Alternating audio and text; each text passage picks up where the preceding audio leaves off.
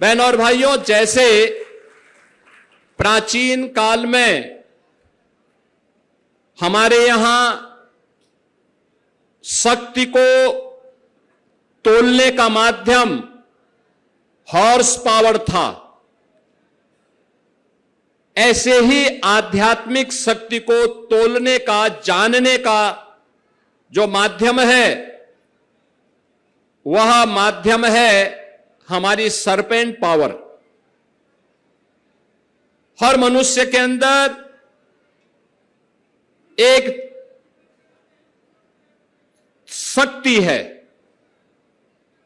और उस शक्ति में संतुलन बनाने का काम जो नाड़ी करती है वो सुषुम्ना नाड़ी है।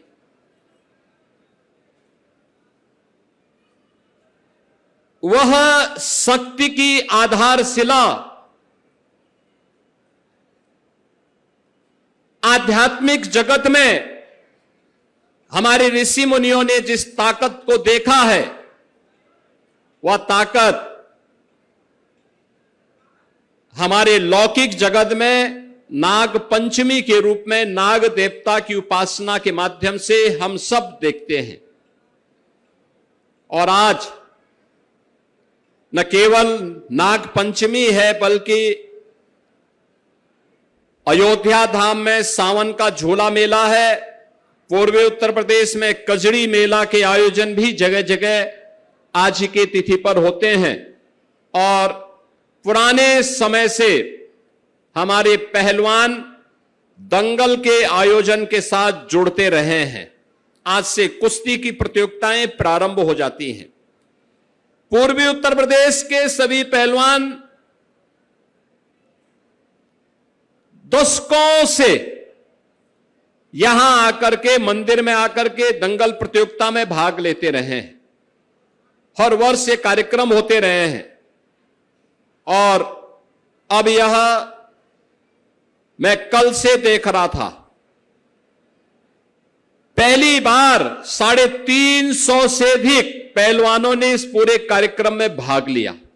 और इस कुश्ती प्रतियोगिता में भाग लेकर के 3 वर्गों में वीर अभिमन्यु, यूपी कुमार और यूपी केसरी के इस दंगल प्रतियोगिता में प्रतिभाग करके इस पूरे आयोजन की शोभा को बढ़ाया है। मैं कल से ही देख रहा था, मौसम कितना विपरीत है, उसके बावजूद आपकी संख्या ये बताती है कि खेल के प्रति भी, चाहे वह बुजुर्ग हो, जवान हो, नौजवान हो, बच्चे हो, उन सब के मन में कितनी उत्सुकता और कितना उत्साह है कि मौसम की विपरीत परिस्थितियों की परवाह किए बगैर वे लोग यहां पर आकर के उन्होंने अभी 2 प्रतियोगिताओं को देखा है, वीर अभिमन्यु की फाइनल को और वीर कुमार के, यूपी कुमार के फाइनल मुकाबले को देखा। कितनी शानदार प्रतियोगिता यहां पर आयोजित हो रही है। आपने कल से सैकड़ों ऐसी कुश्ती के आयोजन को यहां पर प्रातः काल से ही, कल 11 बजे से लेकर के लगातार सायंकाल तक, और अब अंतिम मुकाबला उत्तर प्रदेश केसरी का कुछ ही देर में यहां पर होने जा रहा है। बहनों और भाइयों, पिछले 12 वर्ष में हमने बदलते हुए भारत को देखा है। बदलता हुआ भारत, हर एक क्षेत्र में जो परिवर्तन हुआ है, खेल और खेल संस्कृति के क्षेत्र में भी वह परिवर्तन हुआ है। खेल के लिए, खेलो इंडिया खेलों के माध्यम से, फिट इंडिया के माध्यम से आज हर एक स्तर पर, सांसद खेलकूद प्रतियोगिता के माध्यम से, विधायक खेलकूद प्रतियोगिता के माध्यम से, ग्रामीण लीग के माध्यम से नई नई प्रतियोगिताएं आगे बढ़ी, नए नए आयोजन आगे बढ़े हैं। अभी कॉमनवेल्थ में आपने देखा होगा, भारत के खिलाड़ियों का जोश हाई था। 4थे स्थान पर भारत के खिलाड़ी रहे, मेडल जीते। उत्तर प्रदेश के भी 9 खिलाड़ियों ने प्रतिभाग किया, उनमें से 3 खिलाड़ी मेडल प्राप्त किए हैं। एक गोल्ड मेडल, एक सिल्वर, एक ब्रॉन्ज मेडल यूपी से जुड़े हुए खिलाड़ियों ने देश के लिए प्राप्त किए हैं। उत्तर प्रदेश सरकार ने खेल की नीति ही ला करके खेल के लिए जो लड़का, जो भी युवा, जो छात्र खेल के लिए अपना समय देगा, देश के लिए मेडल जीतेगा, हम उसको सीधे नौकरी देंगे। आप सोचो, 500 से ज्यादा नौकरी दे चुके हैं। खेल विभाग में सहायक निदेशक से लेकर के और डिप्टी एसपी तक का पद हमने खेल के उन सभी नौजवानों को दिए हैं जिन्होंने देश के लिए मेडल जीते हैं। कई नौजवान, किसी ने हॉकी में, किसी ने कुश्ती में, किसी ने किसी अन्य खेल में, कबड्डी में जो मेडल जीते हैं, उसके लिए हम लोगों ने किया है रवि बहुत शीघ्र, यानी मान के चलिए कि अगले 1 महीने के अंदर फिर से 500 यूपी के नौजवानों को, खेल में मेडल प्राप्त करने वालों को हम फिर से यूपी पुलिस में और यूपी के अलग अलग विभागों में नौकरी देने जा रहे हैं। नौकरी देने जा रहे हैं। जो लोग ओलंपिक में मेडल जीतते हैं, गोल्ड मेडल पे उसको 6 करोड़ रुपए हम यूपी सरकार की तरफ से देते हैं। सिल्वर मेडल जीतने पर 4 करोड़ देते हैं। ब्रॉन्ज मेडल जीतने पर 2 करोड़ रुपए की राशि हम देते हैं अपनी ओर से, अलग से। प्रतिभाग करने पर ओलंपिक में 10 लाख रुपए देते हैं।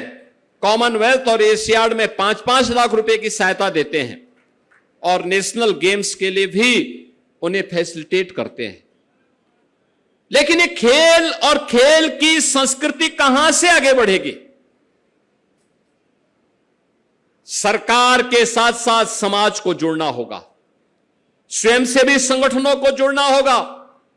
दूसरों की गलती को निकालने की बजाय हमें अपने स्तर पर भी उस कार्यक्रम में सहभागी बनना पड़ेगा और उस अभियान का हिस्सा हमने बनाया है। हर गांव में खेल का मैदान हो, ओपन जिम का निर्माण हो, हर विकास खंड में मिनी स्टेडियम, हर जनपद में स्टेडियम, हर कमिश्नरी स्तर पर एक स्पोर्ट्स कॉलेज और हर स्पोर्ट्स कॉलेज में एक centre of excellence. Centre of excellence का मतलब किसी एक खेल को लेकर के अंतर्राष्ट्रीय स्तर की जो भी विशिष्टताएं हैं, उन विशिष्टताओं को लेकर के हम इन प्रतियोगिताओं को पुराने खिलाड़ियों को कोचेज के रूप में रख करके उन प्रतियोगिताओं को आगे बढ़ाने का कार्य करें। जब ये सारी चीजें बनेंगी, ये इकोसिस्टम बनाने का काम हुआ। पहले यूपी में स्पोर्ट्स यूनिवर्सिटी नहीं थी, अब हमने मेजर ध्यानचंद हॉकी के जादूगर के नाम पर मेरठ में स्पोर्ट्स यूनिवर्सिटी बना दी है। अब वहां कार्य प्रारंभ हो गया है, पाठ्यक्रम प्रारंभ हो गए हैं, नई नई प्रतियोगिताएं वहां प्रारंभ हो गई हैं, वर्ल्ड क्लास इंफ्रास्ट्रक्चर दिया जा रहा है। डबल इंजन की सरकार के स्तर पर कोई कमी नहीं। युवाओं को इस अवसर का लाभ लेना चाहिए और याद रखना, खेल और खेलकूद की गतिविधियों से जितना हमारा युवा जुड़ेगा, उतना ही नशा से दूर रहेगा। याद रखना, 2 प्रकार का नशा वर्तमान में पूरी युवा पीढ़ी के जीवन के साथ खिलवाड़ कर रहा है। एक नशा वह है जो ड्रग आदि नशीली पदार्थों के कारण पैदा हुआ है। नशा माफिया युवा पीढ़ी को निगल करके भारत को खोखला बनाना चाहता है। हमें उसके खिलाफ लड़ाई लड़ने के लिए तैयार होना पड़ेगा। हर एक जागरूक नागरिक को, हर राष्ट्रभक्त को इसके खिलाफ लड़ाई लड़ने के लिए तैयारी करनी चाहिए। और दूसरा, स्मार्टफोन का नशा। स्मार्टफोन का नशा, जितना समय आप स्मार्टफोन पर खर्च करते हैं उसमें से 90% फिजूल का है। 10% ही मात्र आपके उपयोग के लिए भी नहीं है। अगर वह 6 घंटे 5 घंटे आप बचत कर सकें, उनमें से केवल 1 घंटा अपने शरीर के लिए दे सकें तो स्वस्थ हो जाएंगे। शरीर स्वस्थ होगा तो मस्तिष्क स्वस्थ होगा, मस्तिष्क स्वस्थ होगा तो भारत को सशक्त और समर्थ बनाने में आप अपना योगदान दे पाएंगे और बेहतरीन योगदान दे पाएंगे। मानसिक तनाव से बचे रहेंगे, हर प्रकार की किसी भी प्रकार की चुनौती से अपने आप को मुकाबला करने के लिए तैयार पाएंगे। और उस तैयारी के लिए आज अपने आप को तैयार करना, एक पहलवान दंगल करने के लिए जाता तो सबसे पहले उसके लिए क्या होता है, किसी भी खिलाड़ी के लिए पहला नियम क्या होता है, आत्मानुशासन का होता है, आत्म संयम का होता है। समय पे जगता है, समय पे सोता है, खान पान के नियमों का पालन करता है, गुरु शिष्य की परंपरा का अनुपालन करता। आप देखते होंगे जब पहलवान आता अखाड़े में, कोच को भी प्रणाम करता है और अपने उस्ताद को भी प्रणाम करके वहां आता है। यानी श्रद्धा का यह भाव उसे आगे बढ़ने के लिए प्रेरणा देता है, उसको एक ताकत देता है। क्योंकि पुराने जो खिलाड़ी हैं, पहलवान हैं, पुराने उस्ताद हैं, ये कोचेज हैं, इन्होंने अपने जीवन को तपाया है, खपाया है। अलग विषय है और उनके समय में संसाधन नहीं था, प्रोत्साहन नहीं था, अन्यथा उनको भी प्रोत्साहन और संसाधन मिलता, वे भी अंतर्राष्ट्रीय स्तर पर भारत का नाम आगे कर सकते थे, बहुत आगे कर सकते थे। उस समय की सरकारों के एजेंडे में खेल नहीं था, युवा नहीं था। आज जो लोग युवा युवा करके चिल्ला रहे हैं, युवा इनके एजेंडे में कभी नहीं था। ये केवल आपका दुरुपयोग करना चाहते हैं, आपके हितों के लिए। जब इनको अवसर मिला था सत्ता में रहने का, तब भी इन्होंने आपके हितों के लिए कुछ नहीं किया, कुछ भी नहीं किया। तब सब कुछ माफिया की गिरफ्त में डाल दिया, माफियाओं के हवाले कर दिया। और युवा शक्ति का सबसे बड़ा दुश्मन है माफिया प्रवृत्ति, सबसे बड़ा दुश्मन है युवा शक्ति की माफिया प्रवृत्ति। वह शिक्षा माफिया हो, खेल माफिया हो, या फिर पेशेवर माफिया, ड्रग माफिया हो, या किसी भी फील्ड का माफिया। अगर वह माफिया प्रवृत्ति बढ़ेगी तो युवा शक्ति की सबसे ज्यादा क्षति पहुंचेगी। और अपने उस युवा शक्ति को इससे बचाने के लिए आवश्यक है एक सकारात्मक सोच के साथ खेल और खेल संस्कृति को आगे बढ़ाने के लिए प्रधानमंत्री मोदी जी के नेतृत्व में डबल इंजन सरकार के द्वारा जो प्रयास प्रारंभ किए गए हैं, उस प्रयास को एक सार्थकता प्रदान की जाए। और मैं तो देखता हूं हमारा जो पहलवान होता है वह सात्विक भी होता है और बजरंग बली का उपासक भी होता है।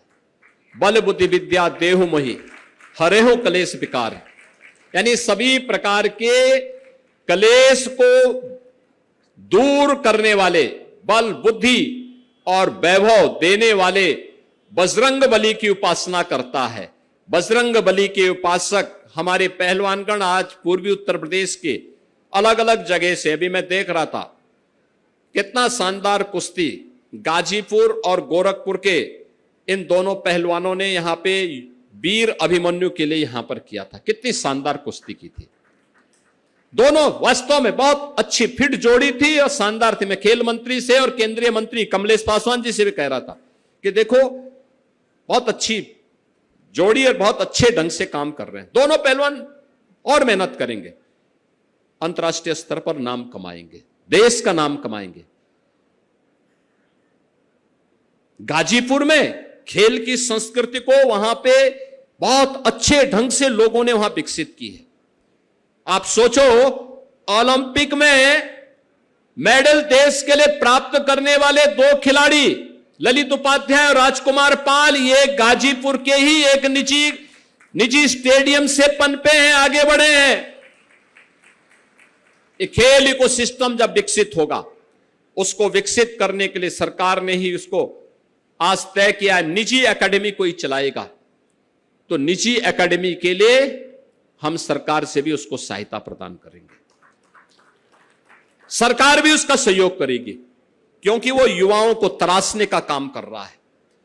हमारे पहलवानगण, पुराने उस्ताद अपने अखाड़े चलाते थे, और मैं तो कहूंगा उत्तर प्रदेश सरकार उनका रजिस्ट्रेशन करवाएं, उनके लिए अखाड़ों का निर्माण करें, उनके लिए मैटिंग दें और उनको अन्य सहायता दे करके, जिससे कोचेज के लिए, मैनेजर के लिए, वहां की सहायक टीम के लिए कुछ सहायता प्राप्त हो और उन खिलाड़ियों को प्रोत्साहन मिल सके जो खेल और खेल खिलाड़ी रेसलिंग के क्षेत्र में आगे बढ़ना चाहते हैं।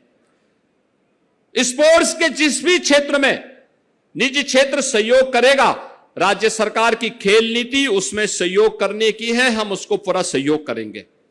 उत्तर प्रदेश सरकार बहुत शीघ्र अपनी नई युवा नीति लेकर के आ रही है। युवा नीति में हम युवाओं के लिए ढेर सारे आयोजन करने जा रहे हैं, ढेर सारे प्रोग्राम को आगे बढ़ाने जा रहे हैं।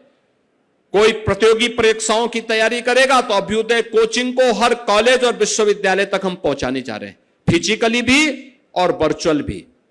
हर युवा उसके साथ जुड़ेगा, उसको एक प्लेटफॉर्म मिलेगा। उत्तर प्रदेश सरकार ने सुनिश्चित किया है, हर जिले में एक एम्प्लॉयमेंट जोन हम बना रहे हैं। एम्प्लॉयमेंट जोन का मतलब स्किलिंग एंड एम्प्लॉयमेंट जोन। एक छत के नीचे नौजवान की स्किलिंग भी होगी, उसको एम्प्लॉयमेंट भी मिलेगा। युवा के जीवन के साथ खिलवाड़ करने वाला कोई भी माफिया, वह नकल माफिया हो या किसी भी फील्ड का शिक्षा माफिया हो, अगर उसने किसी युवा के जीवन के साथ खिलवाड़ किया तो उसकी पूरी प्रॉपर्टी को जब्त करते हुए हम उसके खिलाफ बहुत सख्त कार्रवाई कर रहे हैं। आज के इस अवसर पर मैं इन प्रतियोगिताओं में प्रतिभाग करने वाले जितने भी हमारे युवा खिलाड़ी आए थे, इन सब का मैं अभिनंदन करता हूं। यहां पे अभी वीर अभिमन्यु और वीर कुमार में हमारे दो प्रतियोगिताएं हुई हैं जिनके फाइनल हुए हैं। मेडल जीतने वाले दोनों प्रतियोगिताओं में उन दोनों प्रतिभाशाली खिलाड़ियों को मैं हृदय से बधाई देता हूं। फाइनल में पहुंचे हुए जो रनर अप थे इन दोनों प्रतियोगिताओं में, उनके प्रति मेरी संवेदना है, लेकिन जोरदार खेल का परिचय उन्होंने किया है, अच्छा खेल खेला है और प्रयास करेंगे तो और अच्छा निखार आएगा और हमें जितना अच्छा हम कर सकते हैं उसका और अच्छा करने की गुंजाइश होनी चाहिए। अभी यूपी केसरी का फाइनल मुकाबला होने जा रहा है और हम सब की भी इच्छा है उसको बेहतरीन तरीके से देखें। जीत और हार अपनी जगह है, सबसे पहले मैदान में आकर के डट जाना है।